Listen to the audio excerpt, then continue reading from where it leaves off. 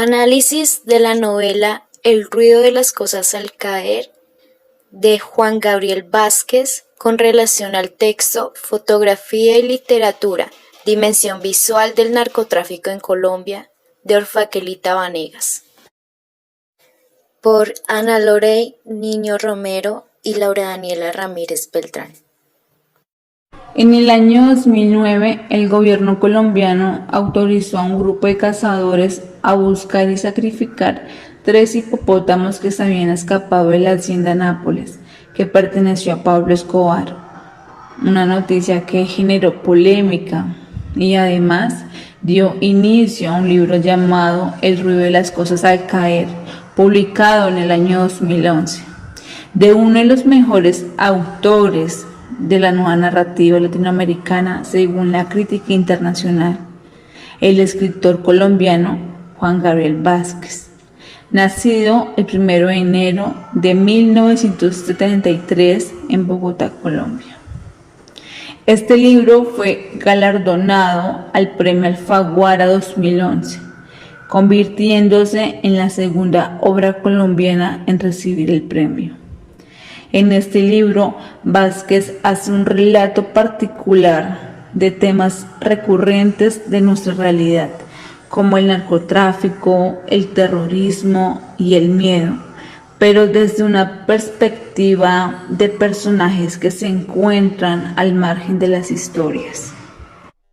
Aparte de este libro, encontramos el ensayo llamado Fotografía y literatura, dimensión visual de la violencia del narcotráfico en Colombia, que hace parte del documento Periferias de la narcocracia. Estos son ensayos sobre narrativas contemporáneas del editorial Corregidor. Este ensayo fue escrito por la profesora Orfakelita Vanegas Vázquez, magíster en literatura de la Universidad Tecnológica de Pereira, Colombia, profesora asociada de la Universidad de Tolima, Colombia, de la Universidad de Tolima, en Colombia. Ha publicado ensayos en capítulos de libros y diferentes revistas a nivel nacional y latinoamericano, en temas referentes a la didáctica de la literatura, la simbólica de mal, la estética de miedo, entre otras.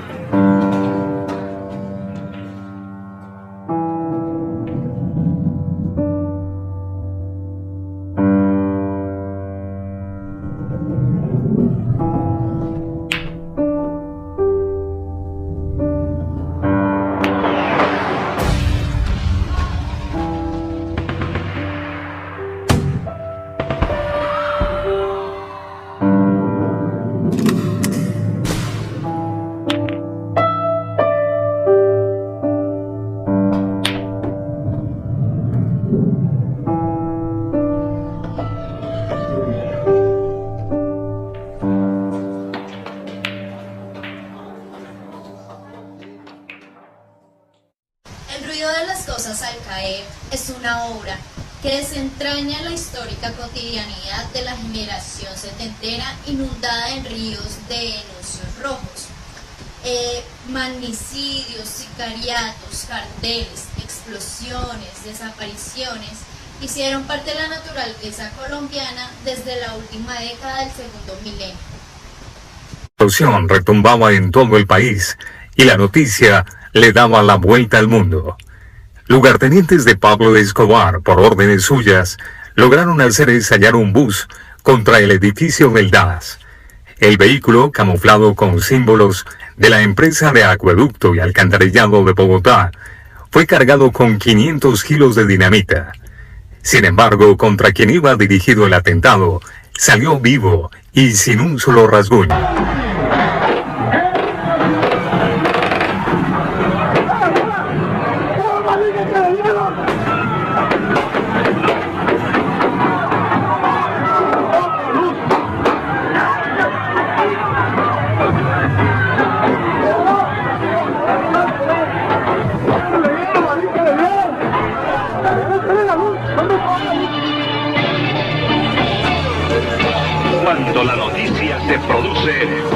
Caracol se la comunica. ¡Extra! Ofrecemos en Caracol un boletín extraordinario de última hora. Se acaba de presentar un intenso tiroteo en la plaza principal del municipio de Suacha. La novela es un registro estético de la memoria histórica plural. Hemos convivido durante décadas con extrema violencia en nuestro país.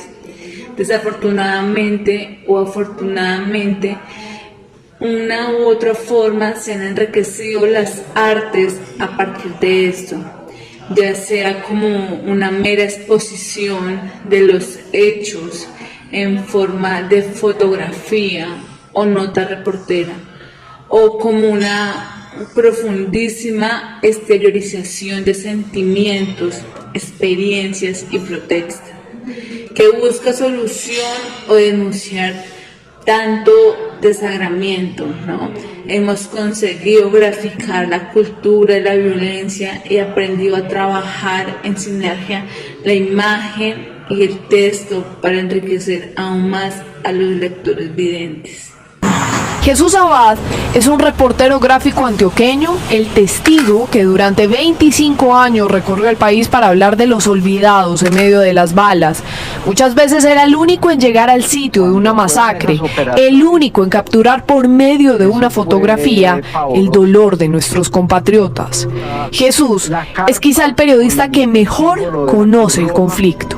Pero veníamos caminando y yo buscando, digamos, algunos testimonios, y hay un niño que me mira por una ventana, y cuando yo le hago al niño 2 o 3 fotografías, una niña movió al niño para ella también mirar. Cuando me vio con la cámara, obturé. Otro aspecto importante es el registro estético de la memoria, donde una fotografía se convierte en una memoria histórica. Y esto se ve reflejado en la novela, con las grabaciones, el cassette, las fotos, las cartas que se hacía Ricardo Laverde con la esposa. Entonces, estos registros de memoria que la novela utiliza se convierte en una táctica narrativa y hace que la novela se vea siempre en el pasado, ¿no? Que se vea reflejada en el pasado. Es decir, que el presente solo existe en función de un pasado. Entonces siempre van al recuerdo, como al punto de inicio, buscando explicaciones para poder llegar a un presente. El miedo es parte de este registro estético, pues Yamara comienza una historia desde un recuerdo, desde un pasado, pero un pasado que lo persigue, que es acosado en diferentes pasajes de su vida, y que esto resurge a causa de una simple fotografía, ¿sí? Es decir, que para muchos es una simple imagen de revista, pero para él es un símbolo de su vida, ¿no? Es un recuerdo de una existencia concreta. Y es allí donde todo esto que el pasado él vuelve a resurgir, ¿no? Al presente. Y es por esto que este registro, esta fotografía es tan importante, porque al ver este anuncio comienza a desatar unos hechos, ¿no? Se abre una puerta oculta donde muchos aspectos del país son tocados. El encuadre de un país en llamas. La trama de la obra surge a partir de un recuerdo de Antonio Llamara, gracias a una fotografía. El primero de los hipopótamos, un macho del color de las perlas negras y tonelada y media de peso, cayó muerto a mediados de 2009. Había escapado 2 años atrás del antiguo zoológico de Pablo Escobar en el Valle del Magdalena, y en ese tiempo de libertad había destruido cultivos, invadido abrevaderos, atemorizado a los pescadores y llegado a atacar a los sementales de una hacienda ganadera. Los francotiradores que lo alcanzaron le dispararon un tiro a la cabeza y otro al corazón, con balas de calibre .375, pues la piel de un hipopótamo es gruesa. Posaron con el cuerpo muerto, la gran mole oscura y rugosa, un meteorito recién caído. Y allí, frente a las primeras cámaras y los curiosos, debajo de una ceiba que los protegía del sol violento, explicaron que el peso del animal no iba a permitirles transportarlo entero, y de inmediato comenzaron a descuartizarlo.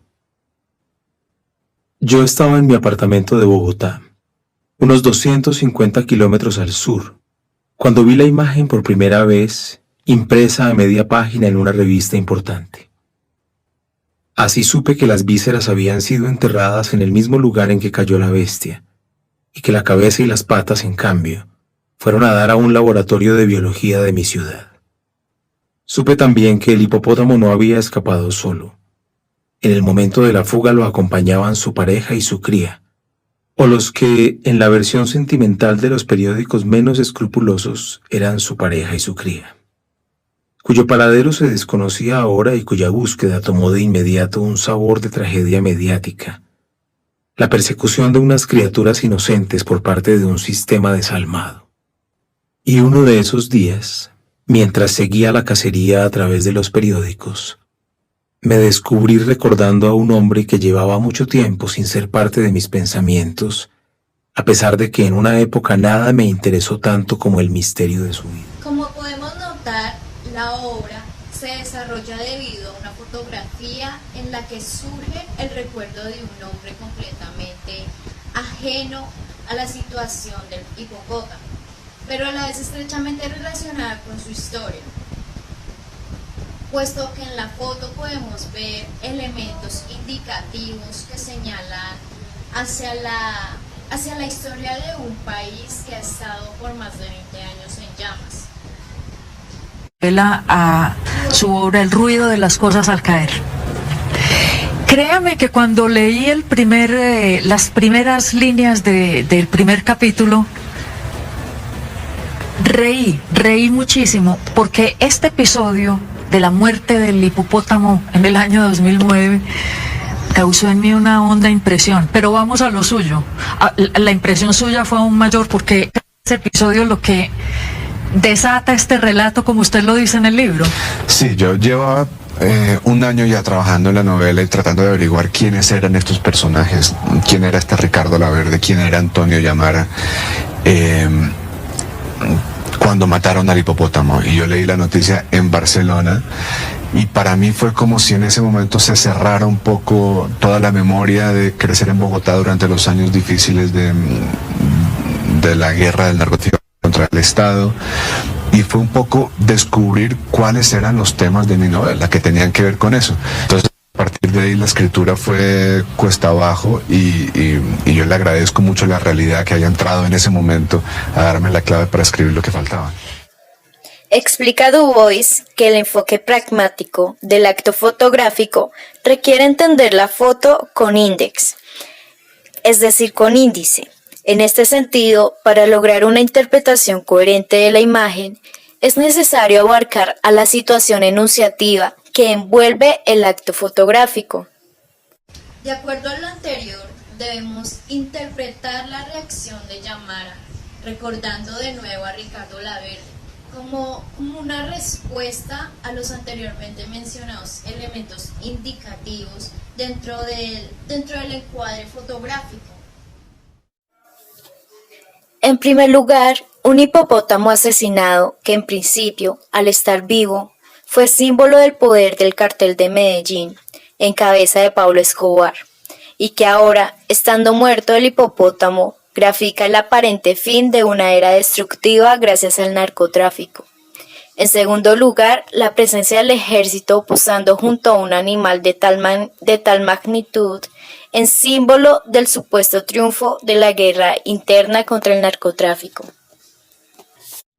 Es importantísimo conocer el contenido pragmático de una imagen, pues para poder atender la carga histórica que puede esta tener, así como el hecho de que Antonio Llamara, gracias a una foto del 2009, lograra desenmarañar a un recuerdo enfundado desde los 90.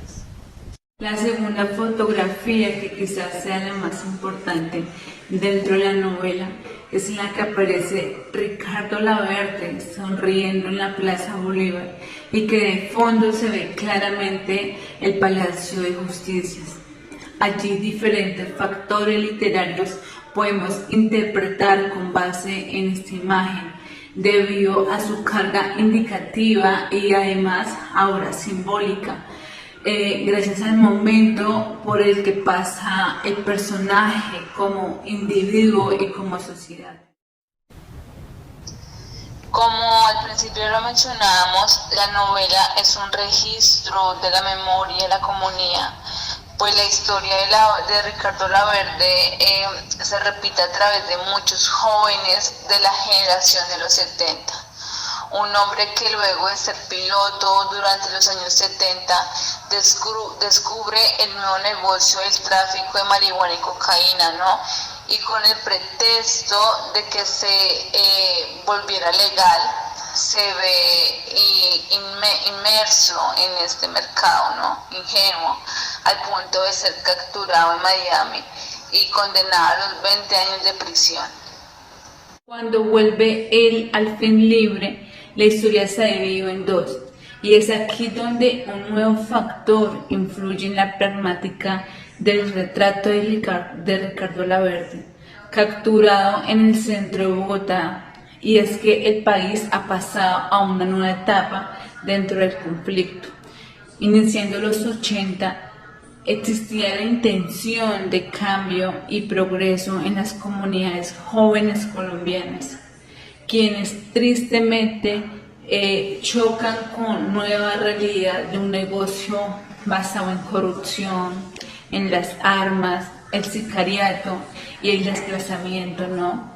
20 años después, la vida de estos jóvenes ha cambiado y quienes no murieron siendo parte de los carteles aprendieron a convivir con la guerra, los magnicidios y el dolor.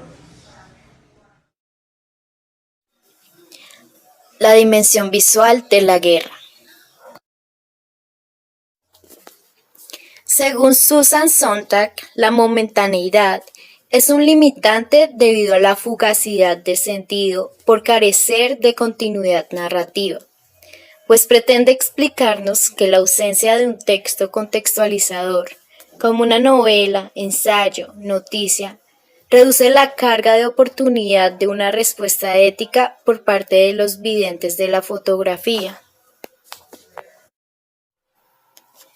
Pero por otro lado, existe la posibilidad de entender, interpretar, percibir y reproducir un sentimiento por medio de una fotografía, si entendemos el marco limitador del encuadre, no como una frontera incruzable, sino mejor como un todo, cambiable y autónomo, capaz de contextualizar aún más la obturación como tal.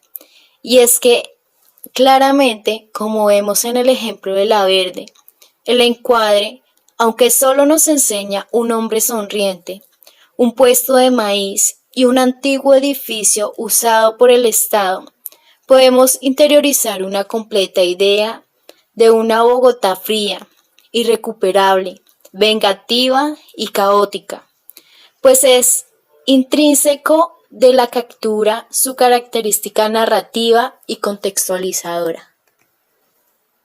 Tristemente, la violencia en Colombia ha sido probablemente el factor principal a mencionar dentro de los periodos históricos de la nación. Pues como bien lo enumera Vanegas, el primer hito en la historia de la construcción del país son las guerras civiles durante el siglo XIX. Segundo, y prácticamente como consecuencia de lo anterior, empiezan las guerras bipartidistas que retumbaron con machetes y con escopetas en las enramadas, los cañaduzales y las cantinas a lo largo de la geografía colombiana. Por último, surge el narcotráfico y toda la violencia que éste desencadena, como el paramilitarismo, la parapolítica, la extorsión, el desplazamiento, los atentados, los sicariatos, entre muchas otras situaciones que involucraron niños, adultos y ancianos indiscriminadamente para lograr sus fines. En 1946, el Partido Conservador llegó al poder cuando Mariano Ospina ganó las elecciones. Al querer evitar la violencia, le repartió puestos a sus opositores, pero al no lograrlo en todas las regiones, las disputas aumentaron. Poco a poco los abusos de poder y la compra de armas por parte de los liberales empezaron a anticipar un enfrentamiento. La violencia estalló en 1948 con el asesinato de Gaitán. Sus seguidores provocaron disturbios en todo el país. En Bogotá desde emisoras vociferaban: "Vamos a hacer la revolución", pero no hubo revolución, solo violencia.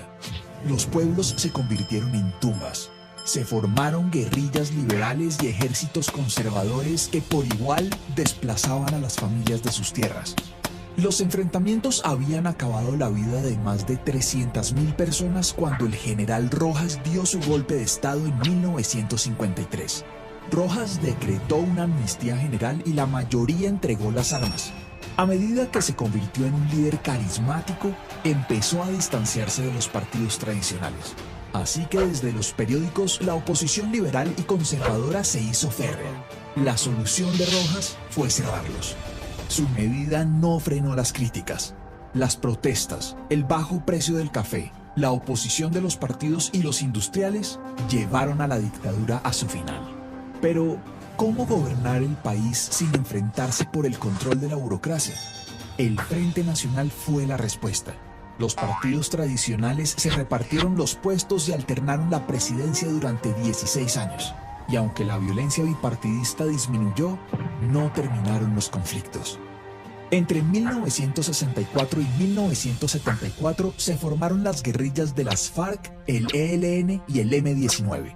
Luchaban influidos por el socialismo contra la injusticia, la exclusión política y por el dominio de las tierras.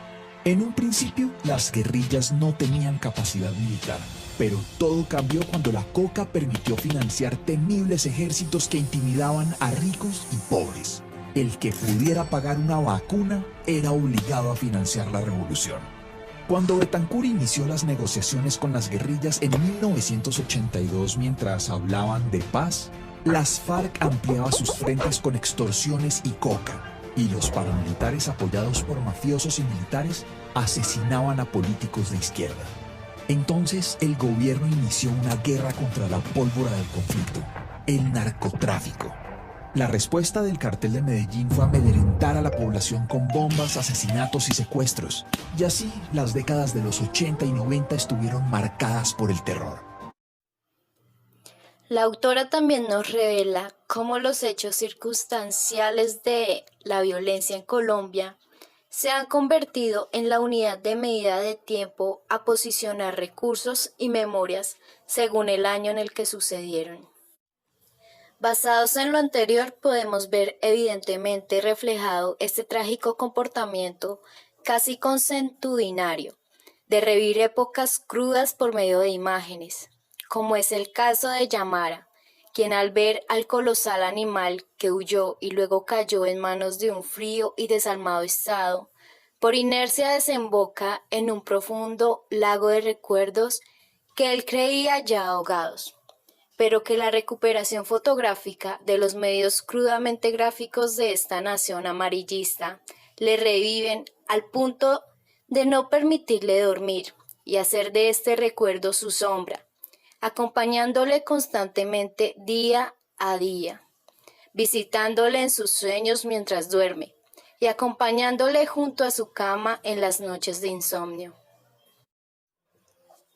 La memoria fotográfica del país es de un indescriptible valor social y moral, pues como dice el dicho, quien no conoce su historia está condenado a repetirla, y contar con documentos visuales explícitos que nos permiten acceder a las memorias de pueblos enteros masacrados, madres desplomadas de la desesperanza y botas abandonadas entre el pastal por sus espíritus, carga a las comunidades, especialmente académicas, de un valor moral suficiente para entender e interpretar de muchas formas, y todas correctas, la situación pasada y actual del país. No obstante, estas mismas memorias fotográficas, orientadas de manera errónea, han cultivado lento pero eficazmente un pensamiento de idolatrista en las comunidades marginadas del país, quienes han sido expuestas a una representación santista o heroica de los viejos patrones de las mafias colombianas, y que les empuja a mantener y evolucionar la idea de que el narcotráfico es el futuro de nuestro país. Tristemente, esas comunidades periféricas, sufrientes de abandono estatal, no cuentan con los recursos humanos e ideológicos, sociopolíticos ni financieros para combatir este pensamiento de idolatría y entender el pasado de nuestro país como una condena que no debe nunca repetirse. Finalmente, El sonido de las cosas al caer es una obra enriquecedora que muestra cómo a partir de la fotografía como herramienta narrativa se le abre campo a la literatura, ¿no? De una forma nueva del lenguaje, capaz de entender, explicar e influir en la ética por medio de la simbología, de elementos visuales y con actividad con la lectura.